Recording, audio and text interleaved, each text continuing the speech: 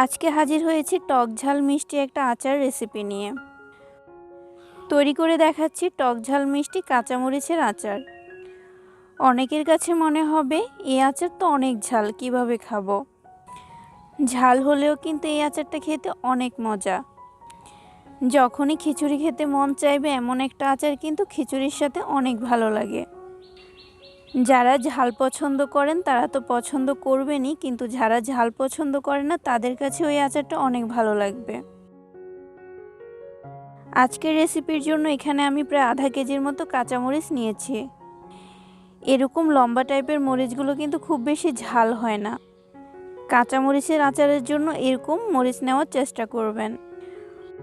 মরিচগুলো কিন্তু আমি আগে থেকে ভালোভাবে ধুয়ে নিয়েছি। এখন মরিচের বোটা ফেলে দিব আর নিচের কিছু অংশ ছিঁড়ে ফেলে দিব।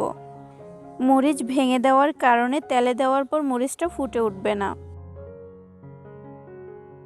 মরিচগুলো রেডি করে নেওয়ার পর আমি এখন এখানে নিয়েছি প্রায় হাফ কাপের মতো তেঁতুল। তেঁতুলগুলো কিছুটা পানি দিয়ে ভিজিয়ে রাখবো, পরবর্তীতে আমি এর কাঠ বের করে নিব।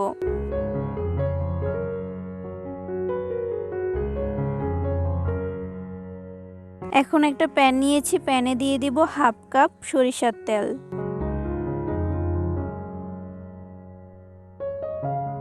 তেল গরম হয়ে গেলে দিয়ে দিব 1/4 চামচ গোটা 5 ফোড়ন আর দুটো তেজপাতা আর 4-5টা শুকনা মরিচ ভেঙে দিয়ে দিব।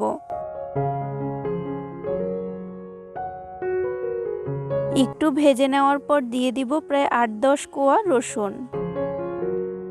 এরপরে দিয়ে দিব 1 চামচ রসুন বাটা, হাফ চামচ আদা বাটা আর 2 চামচ সাদা সরিষা বাটা।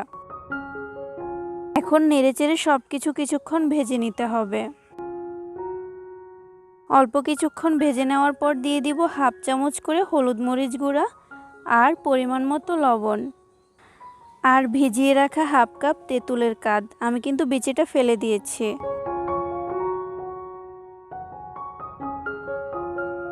নেড়েচেড়ে বেশ কিছুক্ষণ মশলা ভাজার পর মরিচ দিয়ে দিব। মরিচের সাথে দিয়ে দিব হাফ কাপ চিনি। চিনি আপনারা বাড়িয়ে কমিয়ে নিতে পারবেন। এখন নেড়েচেড়ে সব কিছু ভালোভাবে মিশিয়ে নিতে হবে। তারপর প্রায় 5 মিনিটের মতো ঢাকনা ছাড়া মরিচ সেদ্ধ করে নিব।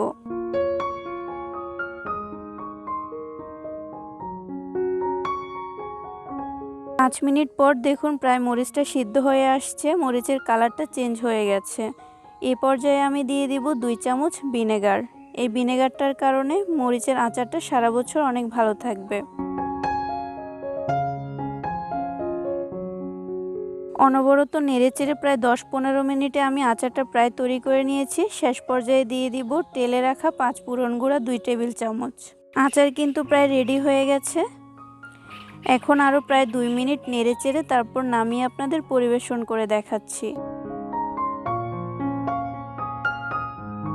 আচারটা আমি ঠান্ডা করে নিয়েছি, তারপর একটা বাটিতে ঢেলে নিচ্ছি।